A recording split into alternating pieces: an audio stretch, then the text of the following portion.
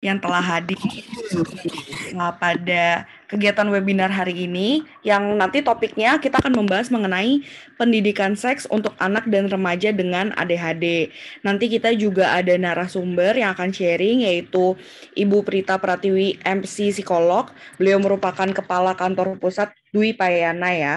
Dan juga nanti ada sharing dari salah satu orang tua, yaitu Ibu Novi. Nah, sebelum masuk ke materinya nih, saya mau sedikit informasi ke Bapak dan Ibu. Jadi ini adalah rangkaian kelima dari series webinar kita di ADHD Awareness Month ya Bapak dan Ibu.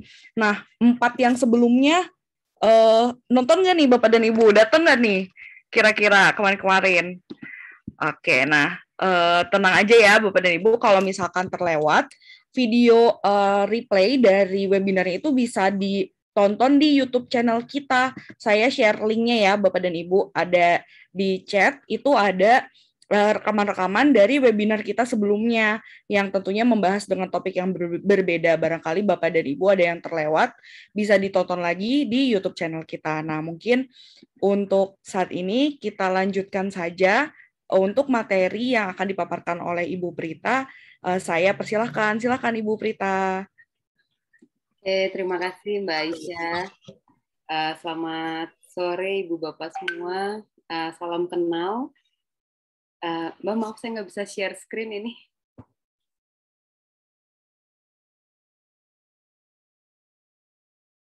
Oke, sekarang sudah bisa Bu. Sudah, terima kasih banyak. Terima kasih. Selamat sore semuanya, salam kenal. Nama saya Prita Pratiwi, tadi sudah disampaikan apa yang akan dipaparkan oleh saya hari ini adalah mengenalkan pendidikan seks pada anak dan remaja. Untuk ADHD dan non ADHD ini mengenalkan pendidikan seks itu sebenarnya susah-susah gampang, tapi gampang-gampang susah juga gitu ya. Dibilang susah enggak juga gitu, dibilang gampang enggak juga gitu. Nah, saya mohon izin untuk mulai memaparkan materinya. Nah, apa sih yang Ibu Bapak rasakan ketika anak bertanya mengenai seks? Apa yang Ibu Bapak rasakan ketika suatu saat anak Ibu Bapak bertanya, "Ayah, Ibu, bagaimana aku dibuat?" Nah, boleh dong ditulis di chat yang mana perasaannya. Ini bukan ranking tapi urutan ya. Nomor aja. 1, 2, 3, 4, atau 5. Boleh dong ditulis di chat. Ayah, Ibu, aku itu dibuatnya gimana? Kok aku bisa ada di dunia? Nah, apa yang Ibu Bapak rasakan? Gak ada yang nulis di chat? Ayo boleh ditulis. Apa yang Ibu Bapak rasakan? Berpikir, terus ketawa aja gitu ya. Oke, banyak yang mikir itu bingung gitu ya. Bingung atau aduh gimana ya, nggak ngerti harus jawab apa, atau kadang-kadang kalau bahasa Sunda tuh disebutnya seri koneng, ketawa tapi sambil nggak tahu juga harus jawab apa. Nah, iya, atau ya jadi malu-malu, bingung jelasinnya. Betul. Itu adalah hampir sebagian besar reaksi orang tua ketika anak ini bertanya tentang seks gitu. Padahal apa sih yang bikin kita sebenarnya jadi mikir, bingung, terus nggak tahu harus jelasin apa?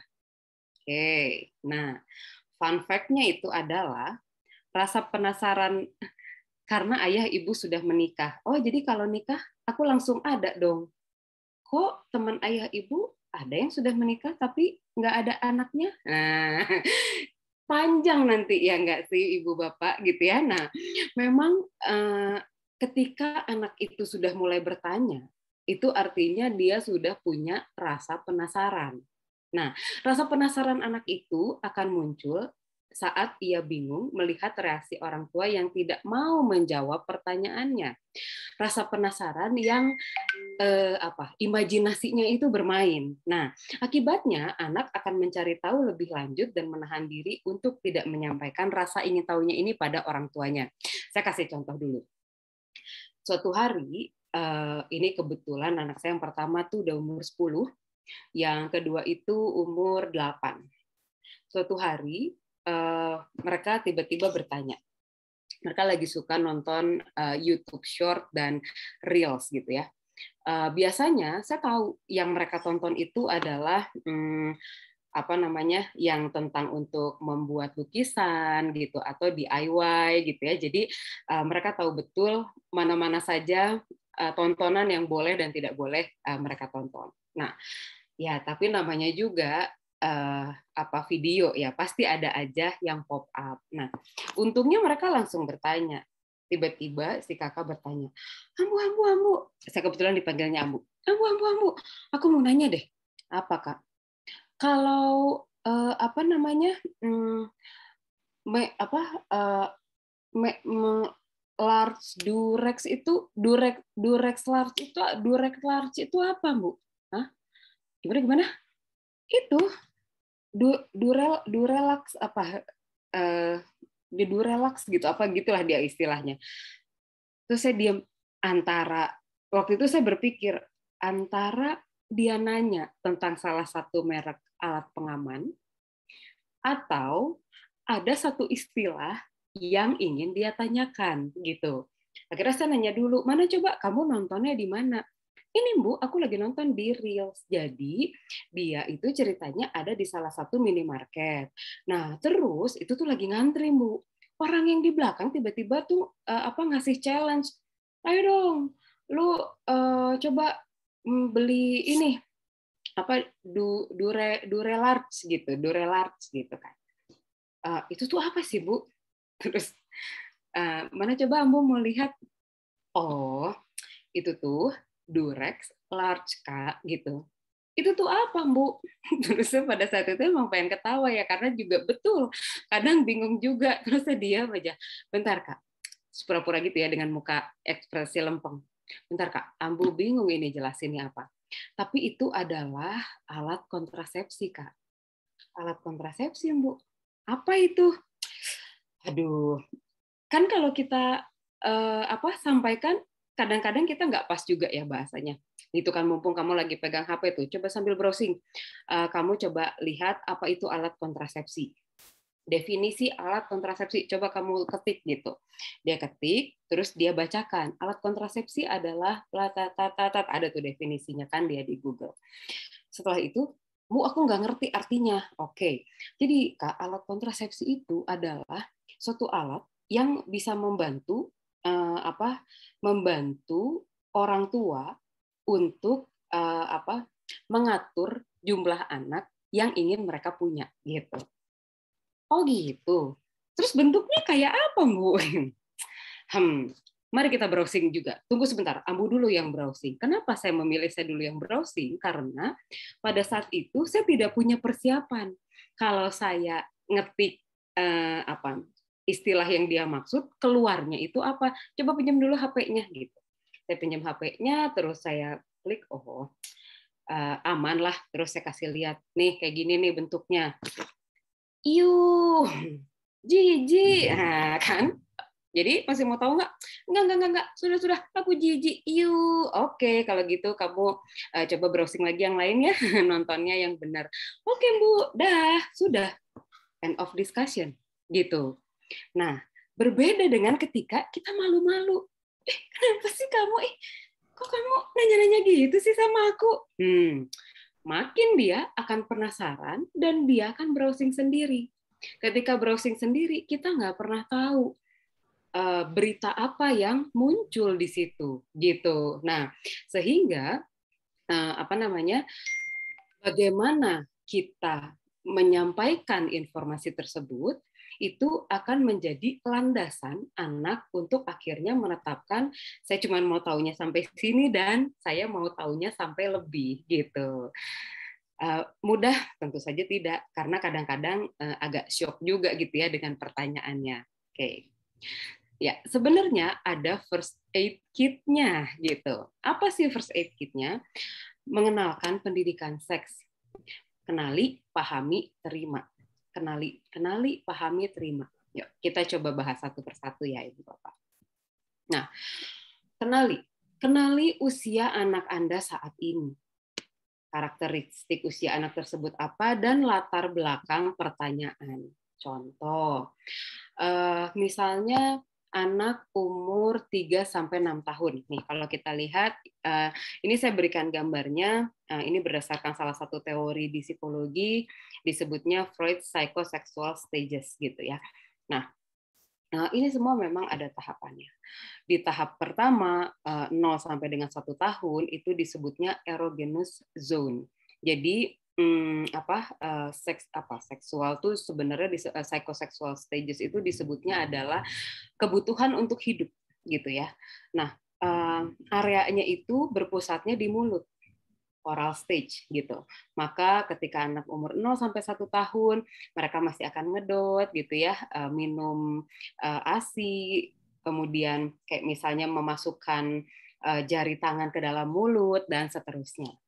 Nah, fase berikutnya itu disebutnya anal stage, 1-3 year erogenous zone. Nah, disebutnya ini adalah anak itu sedang belajar untuk mengontrol pipis gitu ya. Jadi di sini adalah fase toilet training. Nah, phallic stage. Nah, mulai di sini nih 3-6 tahun. Nah, erogenous zone-nya itu adalah fase genital disebutnya. Nah, di usia ini anak itu sangat mungkin misalnya memainkan alat kelamin. Misalnya dia lihat gitu ya. Nah, ketika dia memainkan bukan berarti dia intensi atau niat dia memainkan alat kelaminnya itu berbeda dengan ketika orang tersebut sudah berusia dewasa gitu ya.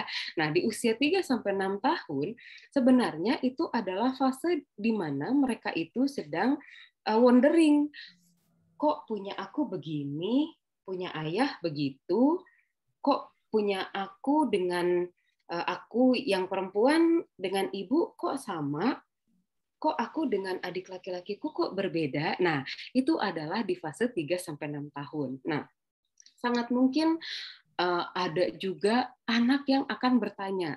Contoh, waktu itu kebetulan anak saya baru 6 tahun, terus dia lagi diam, dia padahal lagi duduk diam gitu sambil saya lagi di kamar bareng sama dia, terus dia sambil ngeliat TV, terus dia keluar, terus tiba-tiba dia nanya gini, Ambu, kalau ini mohon maaf ya, saya akan menyebutkan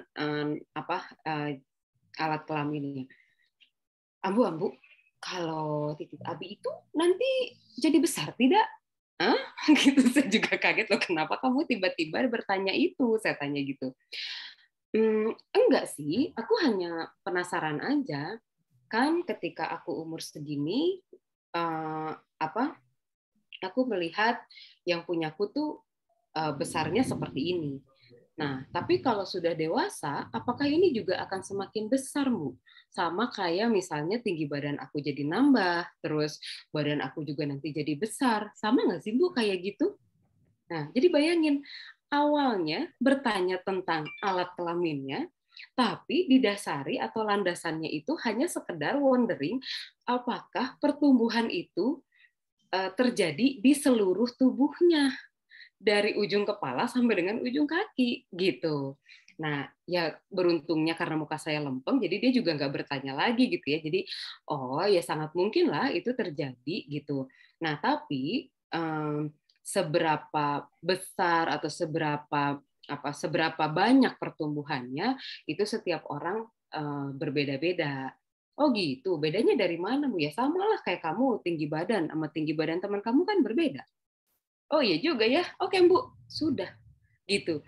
Jadi untuk anak-anak pertanyaan-pertanyaan itu hanya dalam tanda petik hanya sekedar penasaran aja gitu, pengen tahu dan belum tentu mengarah ke seksual seperti yang dibayangkan oleh orang tuanya. Nah, di usia 6 tahun sampai dengan puberti itu libidonya inaktif. Jadi disebutnya libido inaktif itu artinya memang tidak ada rasa-rasa yang muncul, tidak ada rasa penasaran yang muncul, tapi di usia inilah anak-anak kita itu sudah mulai lebih banyak berkreasi gitu ya.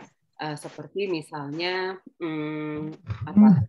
untuk bermain basket misalnya ya, berprestasi di olahraga, berprestasi di musik, berprestasi di pembuatan video dan lain-lain sebagainya. Nah, genital stage itu baru dimulainya adalah ketika puberti sampai dengan meninggal, itu disebutnya maturing sexual interest. Jadi itulah kenapa di usia puberti atau sekarang tuh sekitar kurang lebih 10 tahun, 10-11 tahun gitu ya, anak-anak itu sudah mulai suka-sukaan, itu kok ganteng ya gitu. Terus kalau pacaran tuh boleh nggak sih? Nah, pertanyaan-pertanyaan itu sangat mungkin sudah mulai muncul gitu. Nah, oke, jadi selalu kenali usia anak kita tuh berapa tahun. Berbeda dengan ketika misalnya yang bertanya tentang aku tuh nanti misalnya payudaraku akan jadi besar nggak sih? Nah, itu yang bertanya itu adalah usia 15 tahun dan usia 6 tahun itu akan sangat berbeda gitu ya. Sangat sangat mungkin rasa ingin tahunya itu tidak sedalam itu gitu. Nah, saya kasih contoh lagi. Kebetulan dulu ketika saya muda, ketika saya masih sekolah gitu ya, masih SMP, SMA, waktu itu ditanya, ketika saya mau nonton film di bioskop itu dibolehin. Nah, suatu hari kebetulan saya dan ibu saya diminta untuk sharing. Sharingnya mirip tentang bagaimana menghandle remaja gitu. Yang menarik adalah ada salah satu pertanyaan dari orang tua begini, Bu, kalau anak saya diajak temennya nonton, bolehkah saya izinkan dia? Gitu. Waktu itu ibu saya nanya, kenapa nggak boleh? Ya itu kan nanti ngapa-ngapain. Hah, ngapa-ngapain gitu. Nah, terus waktu itu ibu saya ngomong gini, loh, kan dia izinnya mau nonton. Apa yang bikin ibu tidak percaya dengan anak ibu gitu? Ya ya kan Bu, nanti kan kalau di dalam situ gelap ini dan itulah gitu ya, dengan segala kekhawatiran orang tua ini. Waktu itu akhirnya waktu itu ibu saya bilang, ya udah gini deh, coba aja tanya nih ke anaknya pada saat dia minta izin untuk nonton dan saya izinkan, apa yang ada di pikiran dia gitu. Waktu itu saya hanya bilang gini, iya karena saya diizinkan, kan saya izinnya adalah untuk nonton. Jadi memang fokus saya adalah untuk nonton. Nah, kalau pada saat itu ibu itu ngomong, jangan nanti kan bahaya, nanti kan bisa itu tuh gelap, itu tuh banyak setannya misalnya gitu ya. Saya justru akan jadi lebih penasaran. Ingat, ABG loh, ya kan? Jadi penasaran, oh emang di tempat gelap bisa ngapain ya? Oh iya ya, kalau sama orang pacaran berarti bisa ngapain nih? Terus banyak setan tuh apa sih yang disebut banyak setan? Nah, akhirnya pikirannya liar gitu sehingga yang tadinya niatnya nonton jadi tidak nonton karena apa?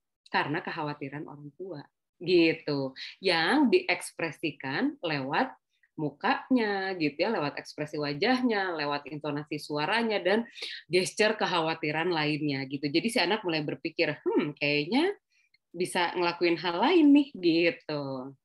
Nah, lalu pahami apa yang melatar belakangi rasa ingin tahunya. Nah, ini terkadang orang tua berpikiran terlalu jauh yang dilandaskan pada pengalaman dan kekhawatiran pada efek yang akan timbul. Lupa untuk memberi pengetahuan dan informasi mengenai dasar dari rasa ingin tahu anak. Jadi lebih banyak mengekspresikan ketakutan melalui nasihat. Sehingga akhirnya si anak ini menjadi kesel dan akhirnya nggak ngomong apa-apa lagi. Contoh, pada suatu hari ada seorang ibu nanya sama saya, anak gue nanya, gay itu apa? Gue harus jawab apa? Ya jawab aja, definisinya itu apa gitu. Emang kenapa? Enggak, aku takut salah. Takut salah apa? Iya, nanti dia malah pengen coba-coba. Ntar dulu. Yang bikin coba-coba itu adalah ketika kita sebagai orang tua tidak memberikan penjelasan yang masuk akal. Saya kasih contoh lagi. Di beberapa tempat, sudah mulai ini punten, saya bukan nakut-nakutin, tapi memang begitulah yang terjadi. Di beberapa tempat itu sepertinya sudah mulai semakin banyak menyebarluaskan tentang hubungan sesama jenis, gitu. Nah, sudah mulai masuk ke ranah anak-anak SMP, gitu ya, SMA, SMP, gitu. Yang mana di ranah itu memang adalah ranah anak itu atau remaja itu sedang labil, gitu ya, baik secara emosi, hormonal itu kan masih up and down. Nah, suatu hari ada seorang ibu datang ke tempat saya kerja. Nah, ketika dia datang, terus dia cerita, aduh Mbak, anak saya tuh gimana ya? Wah, saya tegang banget. Padahal tuh saya setiap hari mendampingi dia. Saya itu sampai melihat teman-temannya tuh yang mana saja yang baik, mana yang nggak baik, yang tidak baik itu pokoknya saya udah sampai ngomong sama dia, kamu tuh jangan main sama si ini tuh tidak baik dan lain-lain. Nah, tapi kenapa anak saya tuh nggak nurut? Saya tuh sampai terakhir, anak saya itu, saya pernah lihat HP-nya, anak saya diminta untuk berfoto topless. Kok dia mau sih Mbak ngasih ke temennya? Emang sih temennya perempuan, tapi saya tahu si perempuan itu tuh suka sama anak saya, anaknya perempuan juga. Kok dia mau gitu? Terus waktu itu saya bertanya, Bu, pernah nggak Ibu ngobrol sama dia? Apa sih yang perlu dijadikan pertimbangan ketika kita memberikan sesuatu pada orang? Contoh, kok kamu mau sih ngasih foto kamu tanpa baju, tanpa busana? Emang kamu nggak takut ya nanti tuh disebarluasin misalnya? Pernah nggak ibu-ibu bertanya itu? Enggak, oke. Ketika misalnya anaknya pengen main nih Bu sama teman-temannya, yang ibu ekspresikan apa? Aduh, kamu tuh hati-hati, janganlah main sama orang itu. Udah jangan. Udah pokoknya kamu pergi, ibu antar. Nanti di sana kamu main boleh, ibu tunggu di mana gitu. Nanti pulangnya tetap sama ibu lagi. Oh oke. Tapi ibu pernah nanya nggak temennya itu tuh siapa, tinggalnya di mana? Ibu berkenalan dengan anak itu pernah nggak Bu? Enggak, karena saya khawatir. Nah, kekhawatiran ibu tanpa memberikan penjelasan. Jadi anak ini tuh nggak ngerti Bu. Oh masa? Oke, saya coba ngobrol ya Bu sama anaknya. Ngobrol lah saya sama anaknya. Kamu tuh temennya siapa aja? Si A, si B, si C, disebut memang salah satu yang ibunya tidak suka dan yang dicurigai suka sama dia, perempuan itu tadi. Kamu tahu nggak sih kenapa mama kamu bilang dia nggak suka sama teman kamu ini? Oh enggak, tapi dia tuh cuma cerewet aja gitu Kak gitu. Dia tuh cuma nggak ngebolehin aku aja tuh main sama dia, karena temen aku tuh dong baik banget tau Kak. Oh gitu, emang baiknya apa? Iya, setiap kali misalnya aku butuh bantuan dia tuh selalu ada. Dia butuh ini, aku butuh A, dia selalu ada. Aku nggak ngerti pelajaran, dia tuh ada Kak, bantu aku. Oh, tapi pernah nggak sih gitu ya dia minta sesuatu gitu dari kamu? Nah, waktu itu tuh emang Kak, dia tuh sempet minta aku foto. Dia cerita loh, minta aku foto, nggak pakai baju. Aku tuh sebenarnya bingung. Aku mau kasih, tapi kok malu. Tapi kalau nggak ngasih, dia tuh udah baik sama aku, gitu ya. Nah, itulah remaja. Mereka galaunya di situ. Kita sebagai orang tua justru perlu untuk mempertanyakan, loh, emang kalau kamu nggak kasih fotonya, misalnya ya, dia bakal marah sama kamu. Nah, aku nggak tahu. Kalau dia teman baik kamu harusnya enggak dong. Dia harusnya ngasih tahu dong, itu fotonya buat apa. Nah, di situ kan kita memberikan pertimbangan. Ya kan, kita memberikan informasi yang bisa dijadikan bahan pertimbangan oleh anak ini. Ketika saya bertanya gitu dan saya bicara itu, dia waktu itu langsung ngomong, iya juga ya Kak ya, kenapa aku nggak kepikiran ke sana? Dalam hati ya iya, gara-gara kamu memang nggak diberikan insight di situ gitu. Nah, jadi pahami dulu apa sih yang melatar belakangi rasa ingin tahunya. Belum tentu apa reaksi-reaksi yang muncul di tubuh ini itu adalah benar sesuai dengan apa yang dia pikirkan gitu. Nah, terima apa? Terima dulu perasaan yang muncul di diri anak tanpa memberikan judgement atau penilaian terlalu dini gitu. Karena apa? Balik lagi, saat ia bertanya, belum tentu loh ada tendensi untuk melakukannya. Ya, contoh nih saya kasih contoh. Suatu hari tiba-tiba ada orang datang ke kantor. Nah, memang pada saat itu disampaikannya adalah orang ini lagi ngerasa down banget karena rumahnya baru kerampokan, terus dia yang satu-satunya yang ada di rumah. Dia waktu itu udah kelas 3 SMA. Akhirnya muncul rasa trauma, dan ketika trauma itu dia takut tidak konsen untuk ujian. Akhirnya dia datang. Nah, ketika datang kan di frame saya itu dia akan ngomong, Kak, gimana ya saya mau ngilangin trauma saya karena udah dijahatin sama orang gitu kan. Terus ini laki-laki gitu. Terus waktu itu pas saya tanya, yuk ngobrol di dalam gitu. Ya Kak, aku bingung, aku mau minta bantuan. Gimana caranya menghilangkan ketertarikanku pada laki-laki? Nah, dalam hati itu saya agak syok sebenarnya.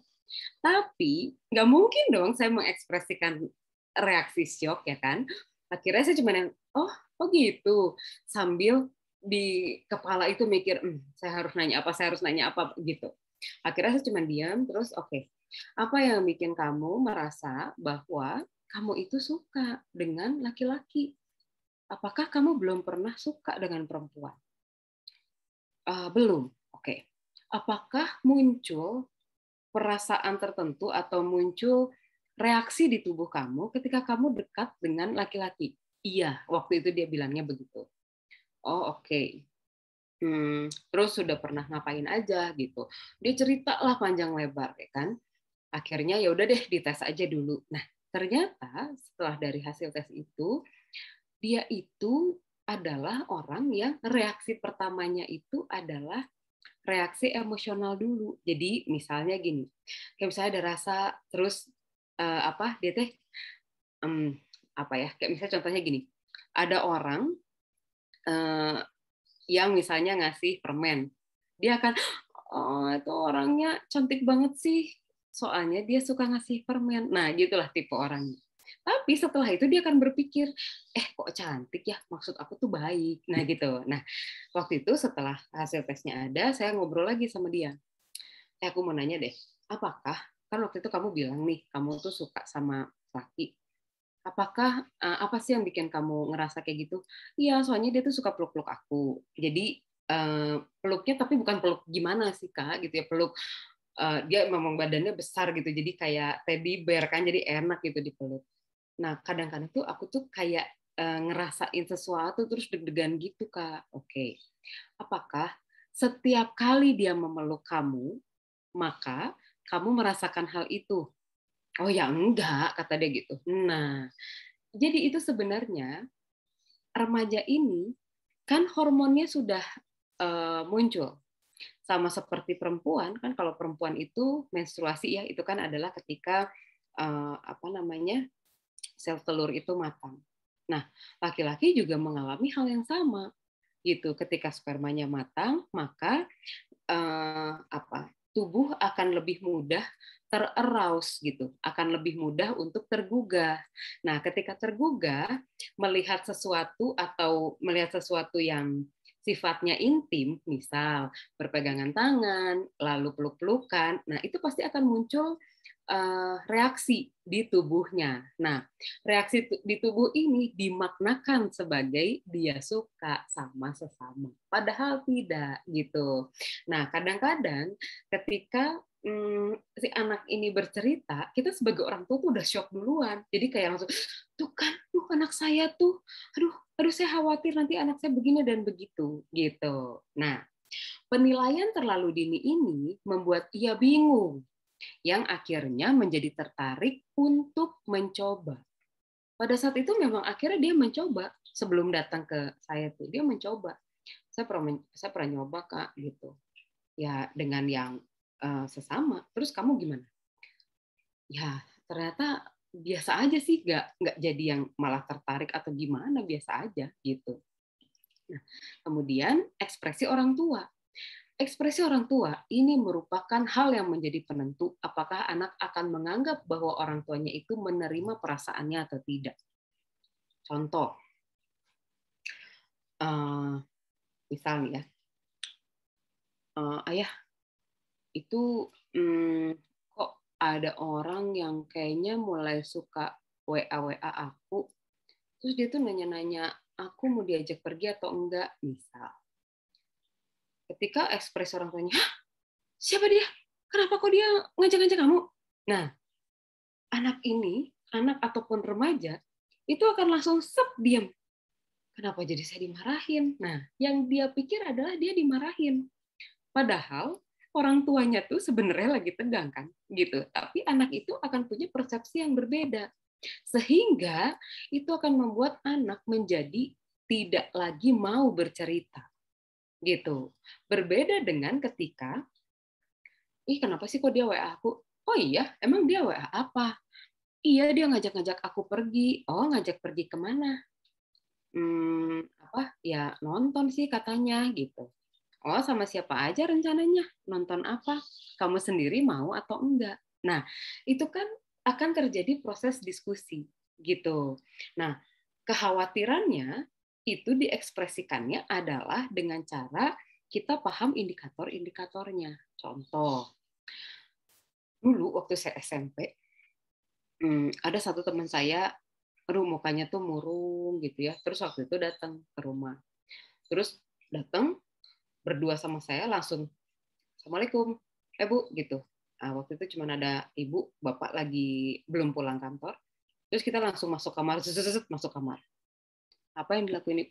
Kalau kita sebagai orang tua gimana? Itu ngapain sih? Udahnya mukanya murung, terus masuk kamar berdua, dikunci, ngapain tuh di dalam? Ya kan, gitu.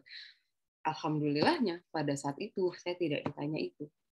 Habis itu teman saya waktu itu lagi curhat. Setelah itu teman saya keluar, gitu ya, udah selesai, terus pulang. Waktu itu kita ngobrol di meja makan. Apa pertanyaannya? Bukan, kamu tadi ngapain aja di dalam kamar? Bukan.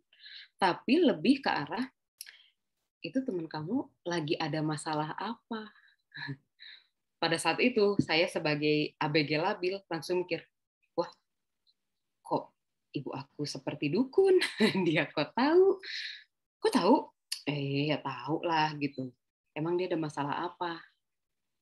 Karena yang ditanya, karena saya merasa bahwa orang tua saya tertarik dengan apa yang terjadi pada kita, saya langsung cerita.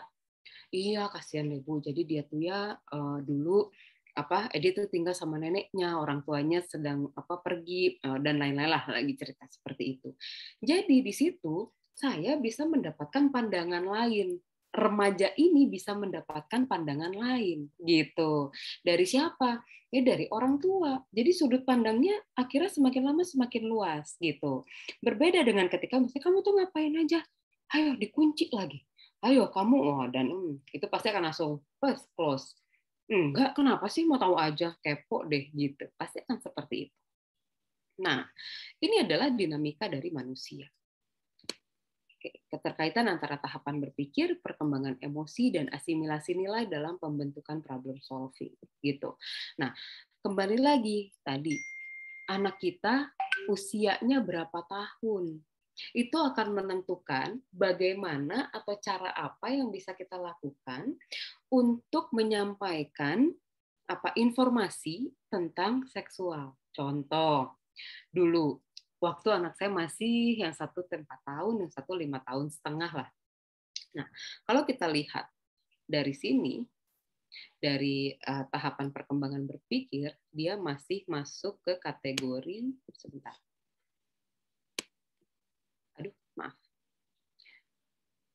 ke kategori pre-operational stage, di mana dia butuh untuk melihat atau sedang memaknakan benda aslinya dan namanya, gitu ya. Nah, waktu itu anak-anak saya bertanya, "Amu, amu, amu." Biasa kan. "Mau tanya dong, apa? Kenapa kok punyaku sama punya kakak berbeda?" Gitu. Oke, waktu itu akhirnya saya, kalau cuman nerangin aja, pasti nggak akan masuk. Akhirnya pakai gambar. Waktu itu saya butuh bantuan buku. Nah, ketika melihat buku, nah ini nih tubuh manusia. Kalau masih kecil, semuanya ini terlihat sama, tapi ada sesuatu yang memang berbeda. Di situ dijelaskan gambarnya. Tapi memang sampai saat ini, berarti sudah berapa tahun tuh? Sekitar 5 tahunan, buku itu belum tamat. Kenapa? Karena ada satu halaman yang di situ menunjukkan bahwa kalau penis itu kadang-kadang suka disebut, kadang ada yang suka menyebutkan wiwi, ada yang suka menyebutkan sosis gitu ya. Nah, itu tuh ada tulisannya di sana. Lalu mereka berdua ketawa-ketawa. Saya juga sejujurnya nggak ngerti apa yang diketawain, tapi tiba-tiba mereka gini, "Bu, Bu, lucu banget sih, wiwi," gitu ya. Wiwi. Iya, itu kadang-kadang tuh saya masih coba tuh untuk menyampaikan. Iya, kadang-kadang tuh ada yang ngomong ini tuh wiwi, padahal ya kita tinggal sebut aja. Terus dia ketawa. Lucu, Bu. Sosis, wiwi, gitu. Aduh, sampai akhirnya saya mikir udahlah ini situasi sudah nggak kondusif, jadi sudah saya tutup bukunya. Ya udah, kalau sudah siap mau belajar lagi atau mau tahu lagi tentang ini, kabarin Ambu ya. Sekarang aku tutup dulu. Oke, kata gitu. Sudah hanya sebatas itu doang gitu. Nah, kemudian ada yang disebut dengan perkembangan emosi. Perkembangan emosi itu seperti apa? Nah, mulai dari lahir, kemudian ketika remaja itu kita sudah mulai butuh teman gitu ya. Bagaimana ketika kita teman itu menjadi hal yang penting buat kita. Bagaimana kita ketika kita menyampaikan sesuatu lalu diberikan feedback tertentu oleh teman kita gitu. Nah, hal-hal seperti itu akan membangun atau mematangkan emosi. Nah, lalu akan ada nilai keluarga. Ada juga nilai lingkungan atau nilai teman. Nah, disinilah terjadi asimilasi. Jadi si anak itu mulai belajar. Contoh, suatu hari awal pandemi sih sebenarnya, ini sedang anak-anak saya lagi bermain di luar. Ada yang laki-laki, ada yang perempuan. Setelah itu lagi lari-lari, ada satu anak tuh jatuh. Terus anak itu tuh luka. Tiba-tiba anak saya ngomong gini yang besar. "Ambu, ya, aduh saya lupa namanya. Si A, anggap aja si A ya. Si A ini laki-laki. Si A jatuh." Oh, saya mikirkan ya udah sih diemin aja. Ya ya ditolong aja gitu. Kenapa mesti lapor ke saya pada saat itu saya mikir gitu. Kepalanya bocor. Gimana? Coba-coba dibawa ke sini gitu. Nah, setelah itu saya bantu obatin kan. Coba Kak, kamu tolong ambilin betadine, ambil air, ambil kapas, ambil tisu gitu. Nah, kebetulan anak saya yang besar itu perempuan. Dia ngambilin, terus anak saya yang kecil itu laki-laki, saya minta tolong dia untuk ambilin minum dan lain-lain sebagainya. Nah, terus dari situ teman-temannya itu pada ngumpul lah, ngobrol lah kita di situ. Iya nih, aduh kalau kayak gini tuh harus ditolong gitu. Ya nggak peduli lah laki mau perempuan yang jatuh, pokoknya ini semua nolong gitu. Tahu apa yang terjadi? Anak saya tiba-tiba komentar, nah tuh kan, jadi ketika aku tadi perhatian, bukan berarti aku naksir dan dia jadi pacar aku gitu. Terus saya diem kan, oh kenapa ya kok ada obrolan itu? Tapi ya sudahlah, pada saat itu karena banyak teman-temannya, saya masih diam. Nah, ketika di dalam rumah, saya nanya, "Kak, kenapa sih kok kamu tadi ngomong gitu?" "Iya, Bu. Jadi anak-anak itu tuh kalau lagi ngobrol, misalnya aku tuh bilang, ih si ini kasihan ya gitu, kok dia tadi jatuh, ayo yo ditolong. Nah itu tuh disangkanya tuh aku naksir Bu gitu. Bilang, oh gitu. Terus kakak bilang apa? Ya aku bilang ya enggak lah, itu kan emang lagi jatuh gitu. Tapi mereka kekeh, jadi ya sudahlah aku diamin aja. Nah tapi kan tadi Ambu bilang tidak semua orang itu, kalau ada orang yang celaka itu ya perlu dibantu gitu. Nah jadi itu kan kayak nilai-nilai pacaran, nilai pertemanan, nilai apa hal-hal mana yang boleh dan tidak boleh dilakukan, mana yang sesama perempuan boleh dilakukan dan mana yang tidak, itu tuh nantinya akan terasimilasi. Nah, sangat mungkin dalam prosesnya akan banyak pertanyaan, Bu, kenapa kok dia boleh pegangan laki dan perempuan, kok aku tidak boleh, gitu. Atau misalnya, Bu, kenapa kok teman aku itu kok boleh sih pergi sampai malam, kenapa aku tidak? Nah, kok teman aku boleh pacaran, kok aku enggak? Kok kata mamahnya teman aku misalnya kok kata mamahnya teman aku boleh nginep sama temennya sementara kok aku tidak. Nah, hal-hal seperti itu tuh adalah hal-hal yang memang perlu untuk didiskusikan. Dan jangan pernah merasa bahwa anakku masih 3 tahun lah pasti juga nggak ngerti. Nggak bisa kayak gitu.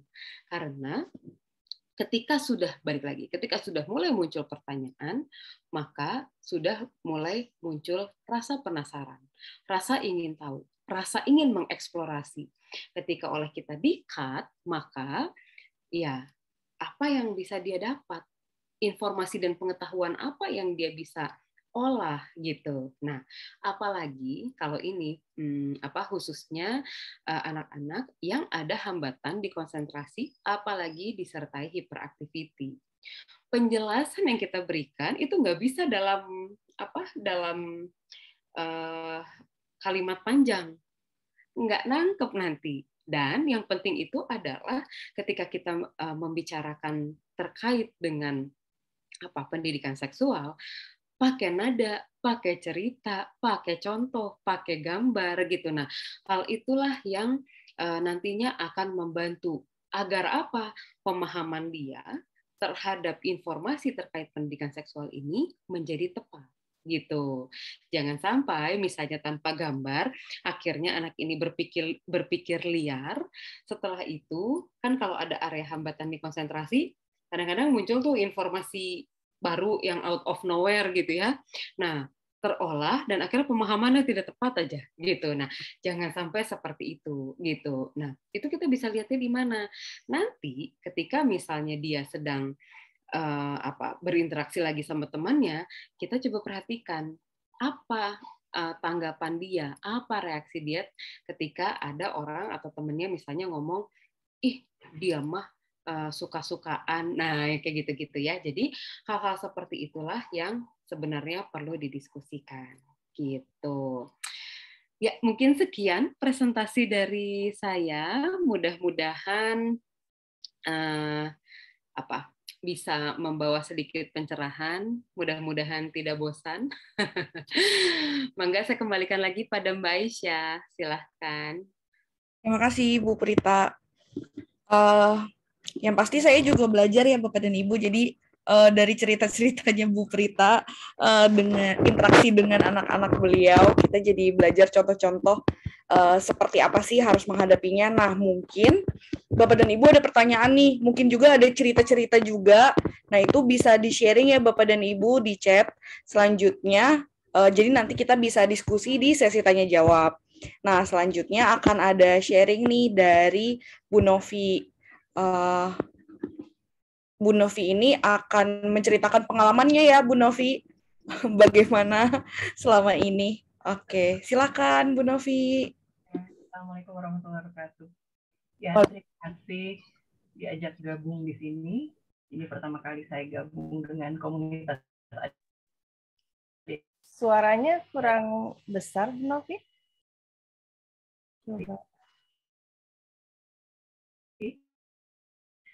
Sudah? Belum? Sebentar. Ini sudah berusaha. Sudah dengar? Sudah. Oke. Ya. Ya, ini baru pertama kali saya bergabung dengan komunitas ADHD meskipun di keluarga saya adik-adik ini ada yang sudah pada besar ya. Ya, tentang ADHD dan pubertasnya ya. Saya sebagai permulaan dulu ya, saya mempunyai, saya kenalkan diri, saya Noviriandini, kebetulan saya katanya banyak psikiater yang kenal dengan saya ini adalah ADHD, dan sejak saat itu saya akhirnya memperhatikan anak saya, yang terutama anak pertama itu ternyata memang ADHD juga, dan akhirnya saya bawa untuk berobat ya. Nah, saya di keluarga saya ada 2 anak, laki-laki dan perempuan. Dua-duanya laki-laki, alhamdulillah. Yang pertama sekarang usianya sudah 22 tahun, namanya Muhammad Igral. Yang kedua adalah Muhammad Altaf, usianya 13 tahun. Nah, terkait dengan masalah pendidikan seksual, ini yang menjadi landasan pemikiran saya untuk melakukan edukasi tentang seks ini sendiri. Sepertinya, alhamdulillah, akhirnya saya menemukan jawaban yang benar. Semua apa yang Mbak Prita tadi ungkapkan itu alhamdulillah sudah saya jalani gitu ya.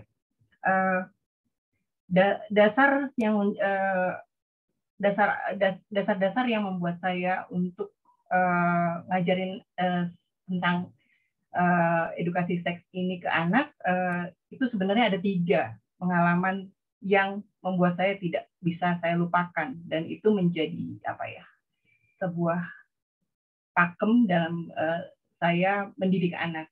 Yang pertama itu, waktu kecil saya itu alhamdulillah saya mendapatkan seorang ibu yang tidak memperlakukan pendidikan seks itu bukan hal yang tabu. Hanya saja mamah saya itu terlalu dini untuk memberikan edukasi tentang gimana sih bayi itu punya anak gitu, seorang manusia itu punya anak gitu ya. Itu saya dapatkan ilmu itu secara, beliau mengungkapkannya secara medis waktu itu, secara medis, tapi ya dengan batasan umur saya saat itu yang 5 tahun. Dan akhirnya karena mama saya bicaranya terlalu panjang dan agak dalam, ketika teman-teman itu bicara, bertanya, dan ternyata teman-teman itu membahasnya itu beraneka ragam, dengan rupanya mereka mendapatkan ilmu-ilmu itu dari orang tuanya dengan cara yang salah gitu ya. Saya sempat protes, bukan seperti itu, kata mama saya, bayi itu lahir karena begini gitu ya. Dan saat itu yang terjadi adalah saya dimusuhi teman-teman. Wah, Novi ngomongnya waktu itu saya lupa bahasanya, seolah-olah saya ini vulgar gitu ya. Padahal saya menjelaskannya dengan cara yang normal-normal aja waktu itu, dan apa yang kata mama saya jelaskan gitu ya. Lalu yang kedua, saya pernah saat SMP itu mempunyai teman. Saya merasa kasihan melihat dia. Teman saya ini perempuan yang kelas 2 SMP itu tidak tahu apa itu menstruasi, apa itu soft sex gitu ya, pembalut gitu ya. Karena ibunya sampai detik dia menstruasi, pembalut itu masih ditabukan, masih diumpetin di atas lemari, masih dibilang roti lah dan sebagainya, itu tidak dijelaskan dengan baik. Yang ada akhirnya anak itu saat dia menstruasi pertama di sekolah, kebetulan pertamanya itu di sekolah, dia berdarah-darah dan dapat perlakuan yang tidak menyenangkan dari para teman-teman laki-laki ini, jadi agak minder akhirnya, dan cukup kasihan melihat kondisi seperti itu, di mana yang saya sendiri tidak pernah ngerasain seperti itu ya. Jadi saat itu saya berpikir, oke, nanti kalau saya punya anak, saya nggak mau tabu memperlakukan segala sesuatu itu sebuah memberikan edukasi yang seperti ini jangan dibikin tabu gitu ya. Lalu yang ketiga, saat Idlal, anak pertama saya sudah mulai konseling dengan psikiatri, saya ada satu hal yang saya ingat sampai sekarang, bahwa Novi, garis besarnya adalah Novi, anak-anak itu sekarang pubertasnya udah lebih cepat loh, beda dengan waktu kamu masih kecil. Anak sekarang ini mendasarkan riset dari para psikiatri di waktu itu dia bilang di mana, di UK kalau nggak salah, itu startnya dari 9 tahun, tapi itu memang di luar negeri. Oke, dari situ saya 3 hal itu buat saya sebagai landasan untuk mengajarkan edukasi seks pada anak-anak. Tidak tabu, melihat umur, dan yang ketiga bahwa mau nggak mau yang namanya pubertas itu pasti akan terjadi gitu ya, cepat atau lambat. Nah, apa sih yang saya lakukan dalam mengedukasi anak? Alhamdulillah waktu itu Ijlal anak saya ini senang binatang. Di rumah itu mulai dari ada ular, kura-kura, sampai kodok, sampai laba-laba kita punya. Semua jadi dari ujung ke ujung itu isinya binatang. Jadi saya agak tertolong saat berbicara tentang reproduksi. Ada satu kejadian misalnya kura-kura kita rupanya sedang birahi. Kita punya 2 kura-kura, laki-laki dan perempuan. Ribut, ternyata ribut sekali gitu kan. Awalnya gara-gara karena ribut itu kita semua keluar, apa sih bunyi apa gitu ya. Terus kita bertiga keluar, ayahnya, saya dan Ijlal keluar. Itu apa? Ternyata kura-kura itu ada bersuara rupanya. Jadi kura-kura itu berisik itu saat dia memang sedang alami birahi. Nah, dari situlah saya mulai pelajari. Ijlal itu rupanya anaknya benar-benar observer, benar-benar memperhatikan segala sesuatunya dengan detail. Dia nanya, kenapa dia berisik, Ma? Oh, itu mungkin caranya, Kak. Mama, nanti kita lihat ya, kita baca. Mama belum tahu kenapa dia berisik. Lalu yang kedua, dia tanya, itu yang panjang apa, Ma? Gitu kan. Terus, oke, yang panjang itu sama kayak kakak. Kakak, itu namanya penis. Terus terang, saya tidak mengartikan bahasa alat kelamin itu dengan kata-kata perumpamaan, karena ya itu adalah namanya itu gitu ya. Cuman mungkin agar kelihatan tidak menjurus yang aneh-aneh, saya memang menggunakan dalam bahasa Inggris penis atau perempuan vagina gitu ya, bahasa medisnya gitu. Bertingkat lagi Ijal nanya, kenapa penisnya panjang, Mah? Mikir tuh, sempat gimana caranya ngomong yang mengedukasi, tapi tidak terlihat tabu, tapi anak mendapat ilmunya gitu. Oke, penis itu anggap selang ya, Pak. Jadi kalau selang itu kan dia mengeluarkan cairan. Sudah sampai situ. Jadi di cairannya dimasukkan ke yang kura-kura perempuan. Oke, udah sampai situ udah diem. Lalu pindah lagi nih ke laba-laba. Ijal nanya, ini kok laba-laba banyak banget, Mah, anaknya. Dapat dari mana ya anaknya? Berjalan lagi, saya bicara lagi tentang si kura-kura tadi. Jadi, ya saya mengajarkan secara biologi memang, tapi waktu itu sesuai dengan usianya dan sambil apa ya, santai pembicaraannya.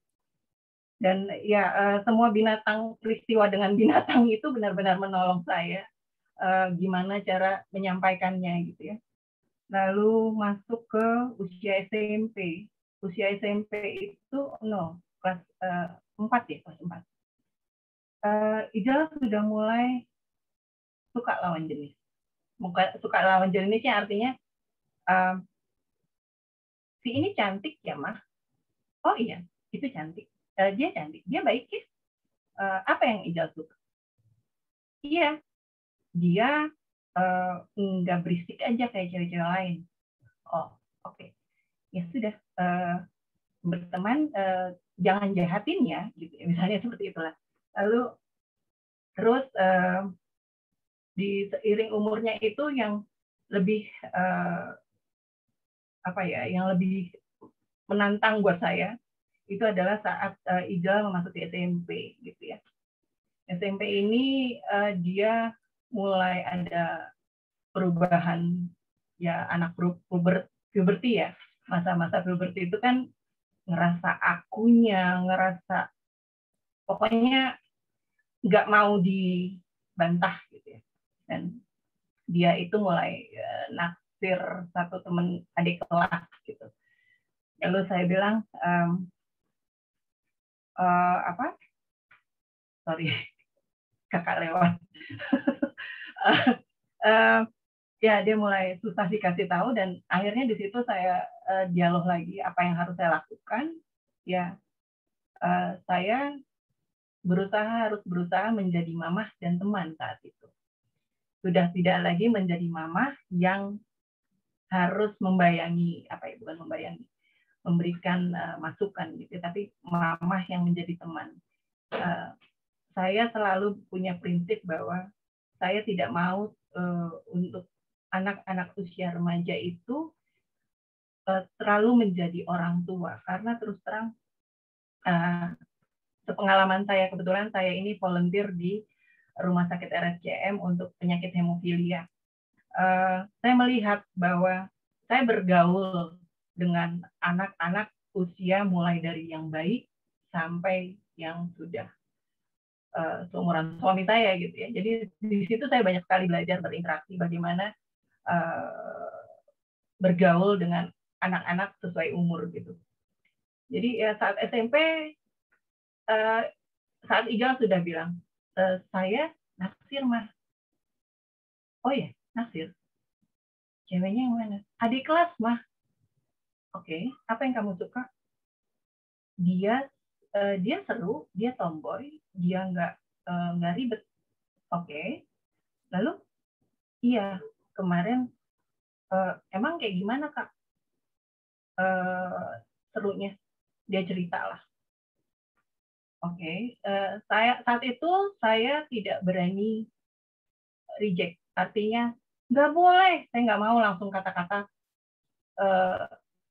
no buat saya anti dulu deh gitu ya.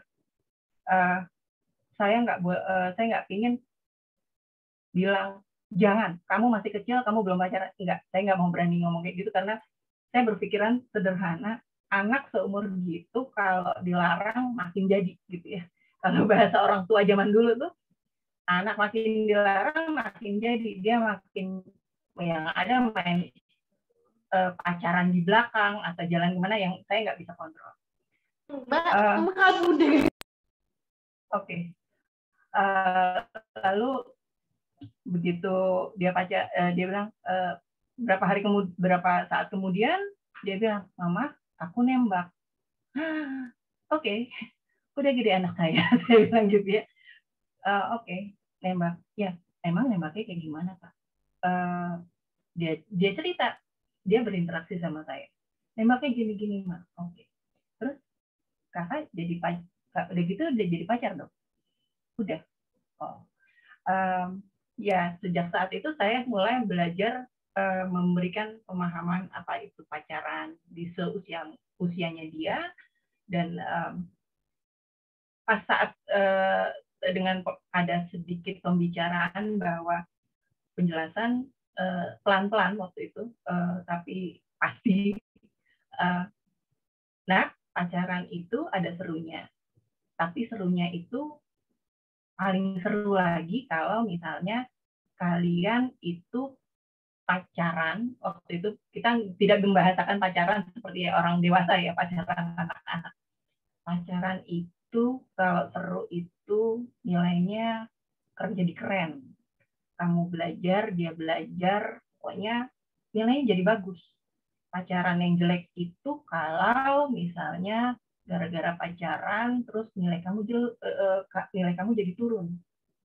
Alhamdulillah saat itu karena adik kelasnya pacarnya ini adik kelas, Ijal itu jadi pacarannya itu ngajarin adik kelasnya gitu ya.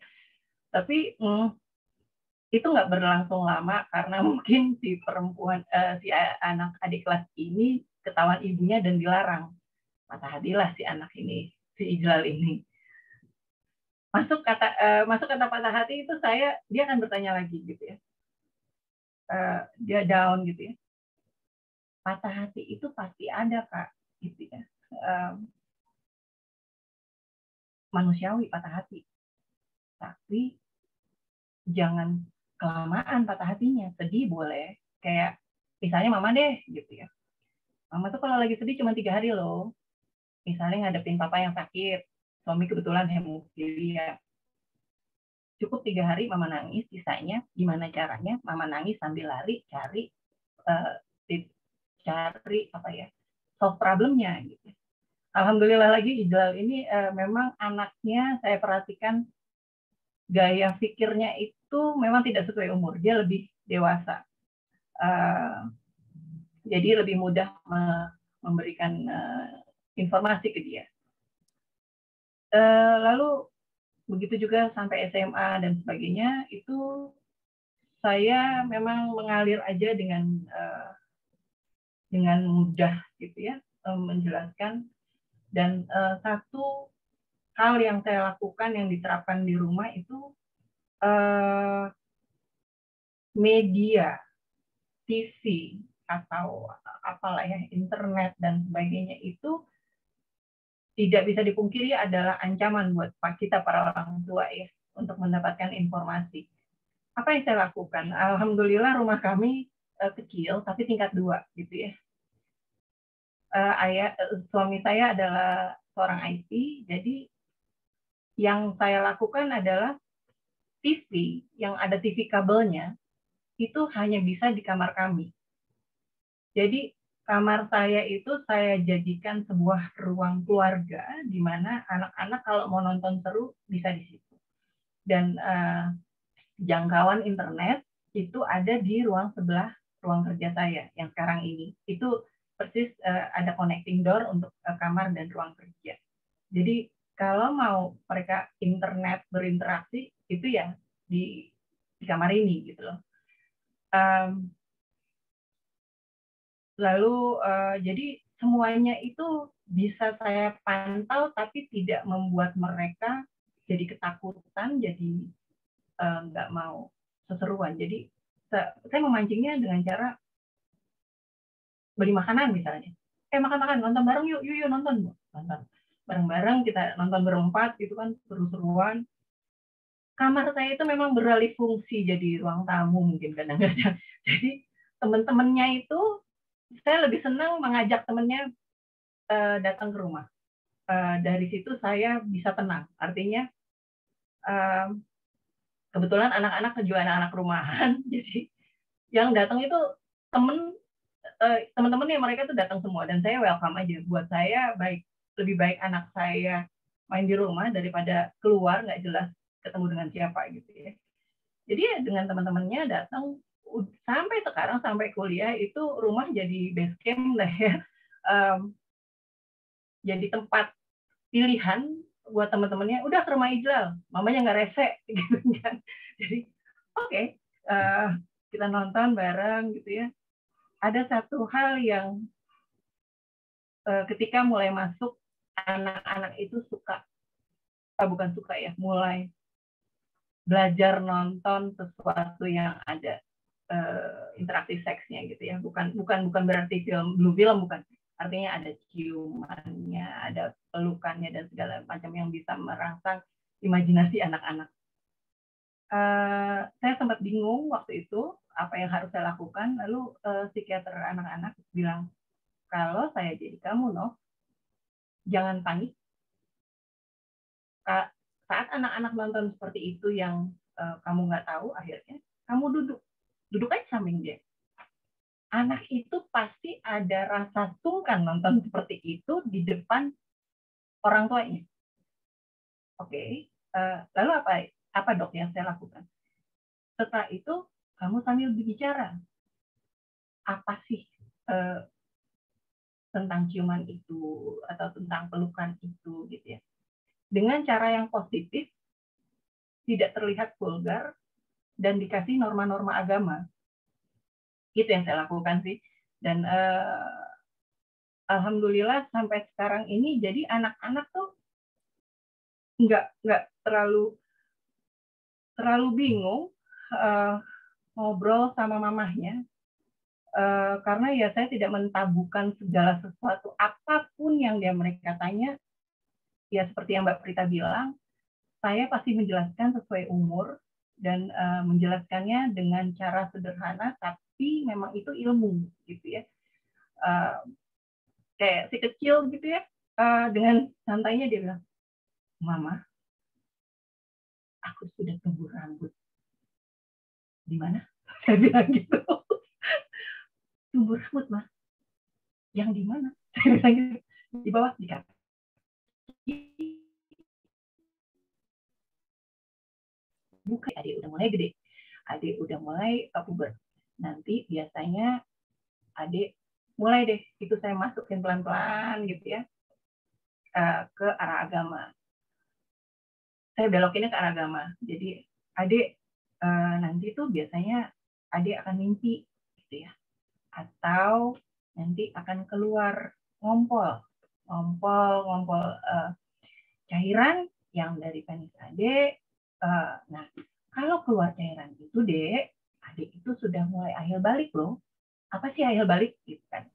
Jadi ya itu saya ajarkan akhil balik itu adalah misalnya saat kamu sudah harus bertanggung jawab tentang apa yang kamu lakukan dalam agama. Artinya dosa-dosamu itu sudah kamu pertanggungjawabkan sendiri loh, Nak. Jadi itu sih yang saya berikan ke anak-anak gitu ya. Jadi bikin buat saya anak itu dibikin nyaman untuk bicara terbuka sama kita gitu ya. Jangan bikin sesuatu yang horor dan pasti gue nggak boleh ngomongnya sama mama gue. Pasti nanti mama akan ngomong gitu. Itu saya paling anti. Jadi sebisa mungkin sayanya berusaha jadi teman, sekaligus jadi orang tua pasti. Jadi memang kita harus melihat juga anak kita seperti apa dan umurnya bagaimana gitu ya. Sekarang pun seperti Ijal sekarang sudah masuk umur 22 dan mulai dewasa, dan pemahamannya, pemberian informasinya itu lumayan cukup berat. Kita nggak bisa pungkiri anak-anak sekarang itu, apalagi kos gitu ya, agak ngeri anak-anak sekarang gitu ya, digandeng zaman mamahnya gitu. Mamanya masih dulu kuliah tingkat 1 masih sepedahan, soalnya masih kayak anak laki gitu ya. Nah, kalau anak sekarang tuh agak susah. Jadi saat ini untuk Ijal di usia 22, saya sudah mulai berbicara dewasa, mengajak dia berbicara dewasa bahwa, nah, mungkin ini kejauhan bicaranya ya, mungkin orang tuanya di sini masih pada muda. Saya bicara waktu itu dengan Ijal, nah, Mama tahu pacaran itu menyenangkan. Tapi ingat satu hal, jangan kebablasan, karena rugi di kalian. Dan itu yang saya nggak hanya bicara sama Ijal, tapi saya bicara ringan, nyantai, tapi agak dalam dengan pacarnya juga, gitu ya. Saya bikin suasana untuk tidak menakutkan, karena setiap dan pacarnya Ijal pun sekarang ini saya rangkul Jadi datang ke rumah ini seperti dia merasakan homey di rumah saya, dan saya berusaha untuk itu dan untuk menjaga sih, lebih menjaga. Saya tahu gerak-gerik mereka jadi gimana gitu ya. Setiap kali mereka ada masalah, dengan senang hati ya kita bicarakan gitu ya. Mungkin itu dulu dari saya. Kepanjangan kali dan agak lompat-lompat, mohon maaf ya. Bu, pas banget waktunya. Ya, terima kasih. Terima kasih Bu Novi, ceritanya jadi dari pengalaman Ibu sendiri saat Ibu menerima sex education ya Bu, dari orang tua hingga ke anak-anaknya, ternyata sangat menarik nih. Kalau mungkin kita segera masuk ke sesi pertanyaan ya. Tadi sudah ada beberapa pertanyaan juga dari ibu-ibu di kolom chat gitu ya. Nanti mungkin pertanyaannya akan gantian nih yang jawab antara Bu Prita atau Bu Novi. Dari pertanyaan yang pertama itu ada dari Bu Rentauli. Beliau bertanya, saya seorang terapis ABK. Contoh seperti apa yang bisa dilakukan ketika melakukan aktivitas di kelas untuk mengajarkan edukasi pendidikan seks antara wanita dan laki-laki? Mungkin Bu Prita bisa dibantu ya Bu. Mungkin kalau di sekolah biasa juga biasanya ada di guru BK nih. Tugasnya guru BK untuk menjelaskan materi-materi mengenai pubertas ya. Silahkan Ibu. Oke, terima kasih. Sebenarnya kalau untuk ABK itu ABK dan non ABK ya. Yang jelas kalau ABK itu kan berarti berkebutuhan khusus. Kita perlu tahu dulu kebutuhan khususnya itu seperti apa. Jadi misalnya kalau berkebutuhan khususnya itu terkait dengan kekurangan dari suatu organ, kekurangan fungsi dari suatu organ, misal tunanetra, maka kita nggak boleh tuh pakai pakai poster ya, karena kan tidak akan terlihat gitu. Nah, tapi kalau misalnya ABK-nya itu adalah yang lambat menerima misalnya. Nah, ketika yang lambat menerima, maka kita boleh menggunakan poster dan benar-benar menggunakan bahasa sederhana. Contoh, ada dua gambar anak, laki-laki dan perempuan. Ada yang boleh untuk disentuh dan tidak boleh untuk disentuh, gitu. Nah, nanti yang perlu diperhatikan itu adalah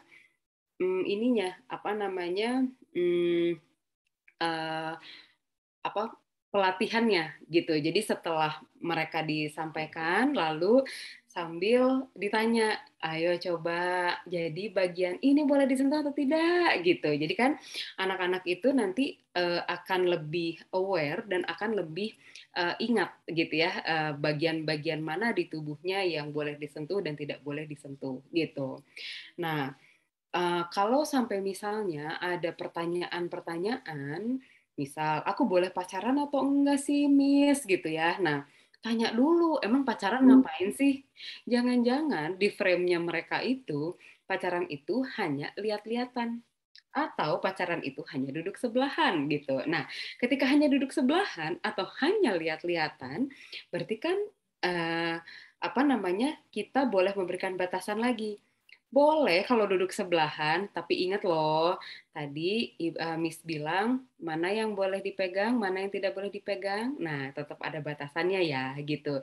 Jadi selalu diingatkan kembali atau di recall pengetahuan anak-anak ini terhadap pendidikan seksual itu, gitu. Mudah-mudahan terjawab, Bu. Terima kasih Bu Prita. Itu juga sekaligus menjawab pertanyaannya Bu Rentauli yang selanjutnya ya, untuk mengajarkan misalkan peluk atau cium atau bergandengan seperti apa, ada batasan-batasannya ya Bu, yang mana yang dipegang dan yang mana yang boleh untuk keluarga saja, yang mana boleh sama teman-teman, kayak gitu. Mbak, maaf, ini ada statementnya, contoh ABK-nya lebih ke autis dan ADHD.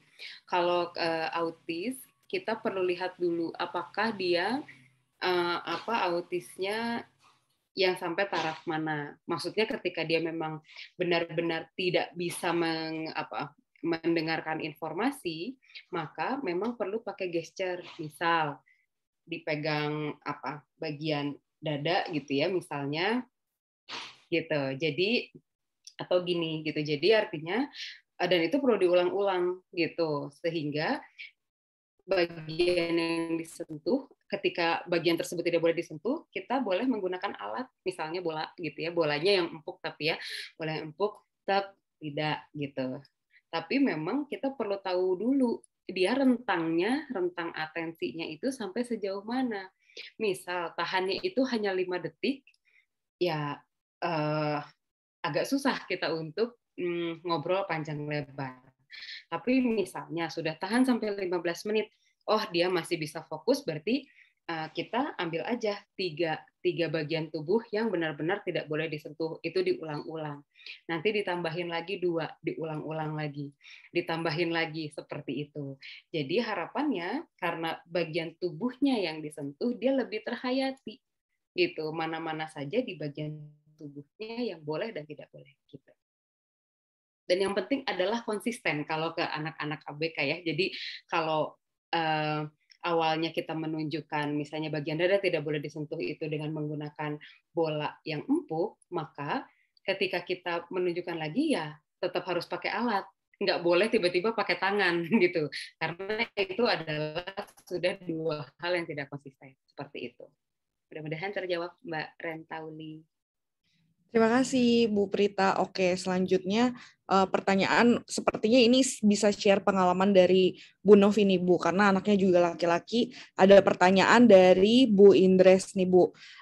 Anak saya usia 8 tahun pernah kesal melihat penisnya ereksi, terus dia bilang, "Ibu ini aku, kenapa sih?" Saya agak bingung menjelaskannya. Akhirnya pulang saya jawab tidak apa-apa. Bagaimana tips untuk menjawab pertanyaan terkait pendidikan seks yang muncul dari anak yang mudah diterima dan dicerna anak ADHD? Silahkan Bu Novi, mungkin pernah mengalami ini juga. Saya mungkin lebih menjelaskannya ke anak-anak waktu itu. Itu pernah pertanyaan dari Alta. Mama, kenapa sih setiap pagi penisku berdiri? Ya, jadi saya jawabnya dengan polosnya, itu natural, Nak. Itu memang Allah kasihnya seperti itu. Kalau kita pagi baru bangun dan ada udara dingin, itu pasti dengan sendirinya itu kita otomatis itu akan berdiri, Nak. Jadi lebih ke arah apa ya? Jadi dia lebih menerima gitu ya. Oh, ini berarti Allah yang ciptain kita loh. Dia udah bikin seperti ini gitu loh. Dan itu adalah hal yang wajar.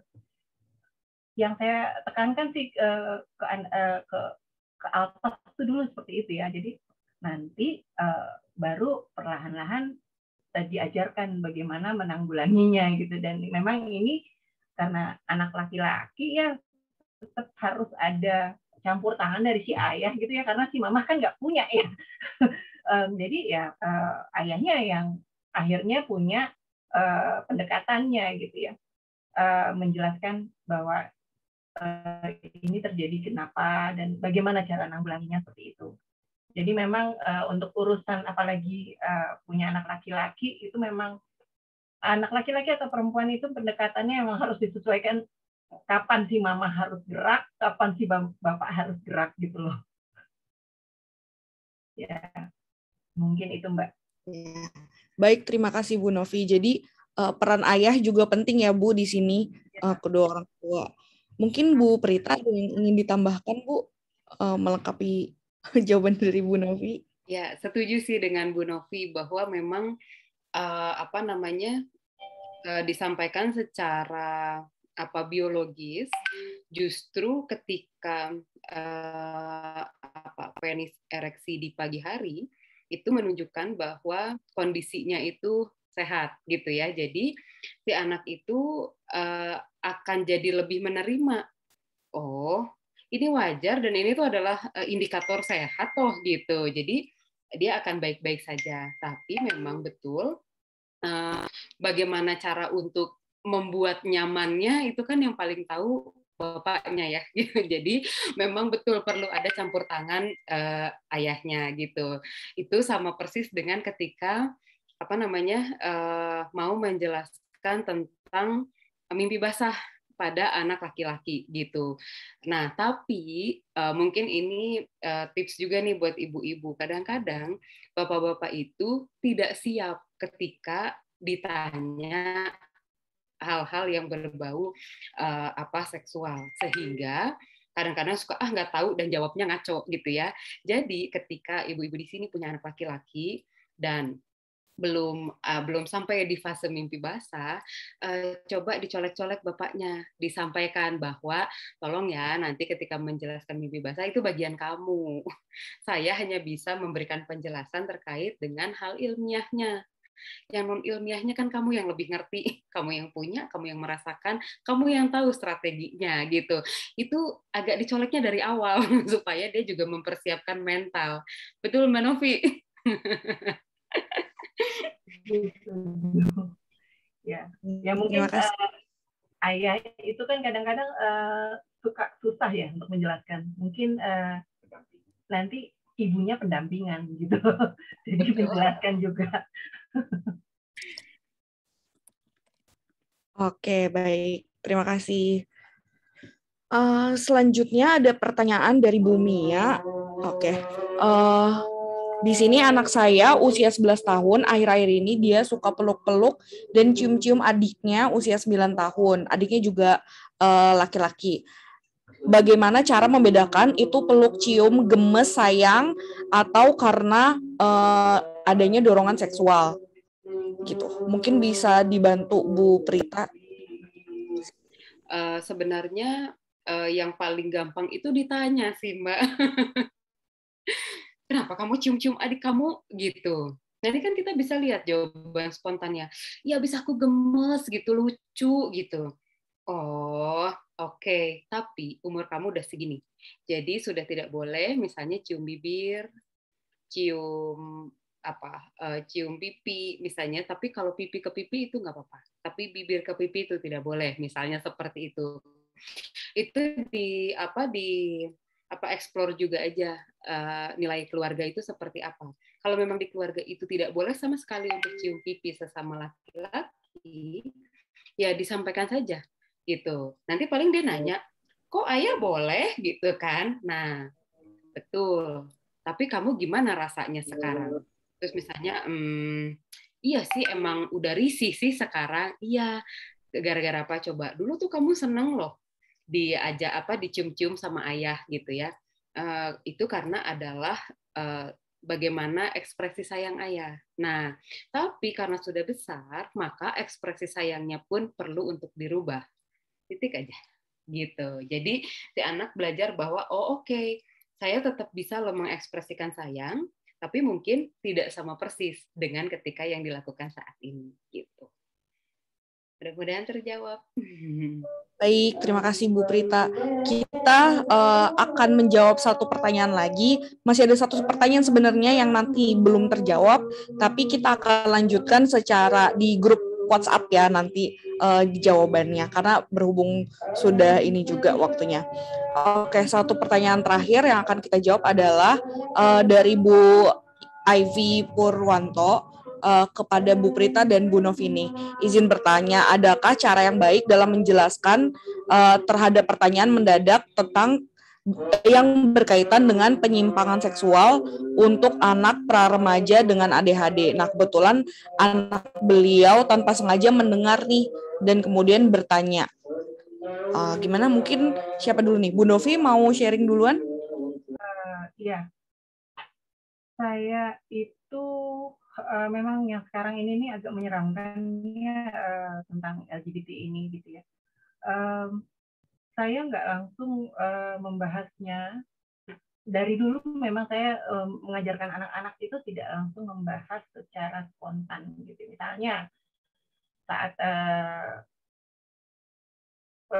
mengajarkan bersikap misalnya, ada anak kecil yang nangis karena nggak dibeliin mainan gerung-gerung.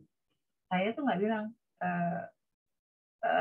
jadi saya selalu bilang, Dek, Kak, lihat deh, jelek ya begitu, masa di jalan begitu ya, kan nggak pantas ya. Seperti itulah ya, artinya saya menjelaskan dari awal tuh memang seperti itu. Nah, untuk LGBT ini pakemnya adalah memang saya dari kecil bahwa memang tergantung usia sih. Ini umurnya berapa nih? Remaja ya, remaja, bahwa memang kalau remaja mungkin sudah bisa mulai diarahkan ke agama, nggak sih Mbak Prita? Boleh sih Mbak, tapi tetap perlu ada penjelasan logis gitu.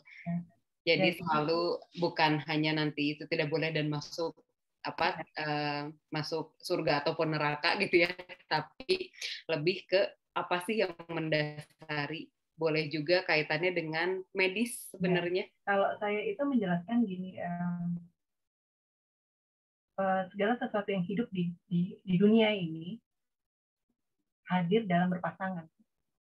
Jadi memang kayak misalnya gini, di rumah lagi-lagi binatang lagi contohnya gitu ya, kura-kura senangnya sama yang laki sama yang perempuan gitu, seperti itu ya. Jadi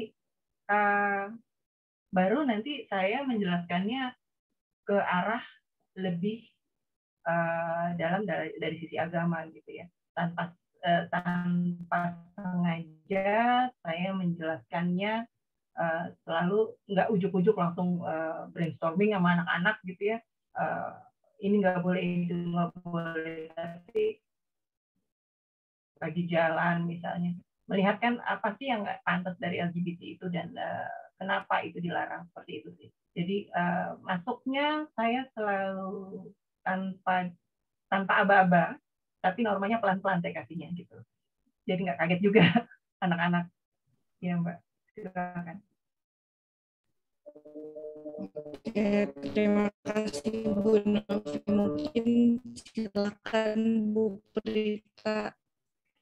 Bu Ivi, ketika Ibu merasa belum siap, sangat boleh untuk ngomong gini, ini tapi ada yang aku atau Bunda atau Mama masih belum mengerti gitu.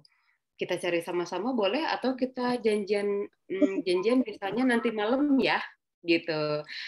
Kita coba ngobrol lagi. Tapi kita yang pertama kali perlu dilakukan itu adalah selalu first thing first, tanya, emang pendapat kamu apa? Apa yang kamu pikir setelah kamu mendengar itu? Itu adalah kayak first aid kit-nya gitu ya, ketika anak kita bertanya dan kita rada shock gitu. Nah, first aid kit-nya itu dulu. Emang yang kamu dengar dari siapa gitu? Terus yang kamu pikir apa? Menurut kamu sendiri gimana gitu? Nah, dari situ ketika kita bertanya dan dia menjawab, sebenarnya kita menjadi terbantu untuk menenangkan diri. Nah, ketika kita sudah lebih tenang, itu biasanya kan akan jadi lebih tahu untuk menjawabnya seperti apa. Tapi kalau clueless banget, sangat boleh loh untuk menyampaikan, sebenarnya aku pun merasa bahwa menurut medis, secara medis itu tuh akan lebih banyak membawa penyakit. Nah, tapi penjelasan detailnya mungkin aku harus browsing dulu. Mau browsing bareng-bareng gitu. Kapan yuk? Nah, kapan yuk misalnya malam-malam. Sebelum malam itu kita browsing dulu gitu. Jadi udah tahu nih keywordnya apa gitu ya. Jadi ketika kita itu seperti kelihatan spontan, padahal sebenarnya punya persiapan gitu. Gitu, Mbak. Oke, baik. Terima kasih Bu Prita dan juga Bu Novi. Dan ibu-ibu sekalian juga terima kasih sudah hadir. Nah, sebelum mengakhiri acara ini, kita foto bersama dulu ya Bapak dan Ibu. Mungkin jika ada yang bisa menyalakan videonya, bisa menyalakan video, kita foto bersama sebentar. Oke, saya tunggu ya Bapak dan Ibu.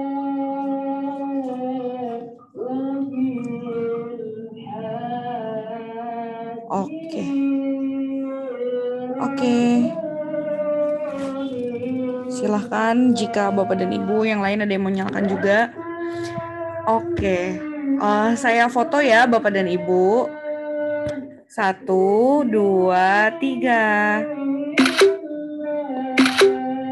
Oke, sekali lagi ya. Ada 2 slide nih. 1, 2, 3. Oke, terima kasih Bapak Ibu sekalian sudah menyaksikan. Kalau ada yang terlewat nanti bisa nonton di YouTube kita juga ya. Sekali lagi terima kasih Bu Prita, Bu Novi. Selamat sore Bapak dan Ibu. Happy weekend semua. Selamat sore, terima kasih banyak. Selamat sore, terima kasih Bu Prita. Terima kasih Bu Novi. Terima kasih Mbak Alisa.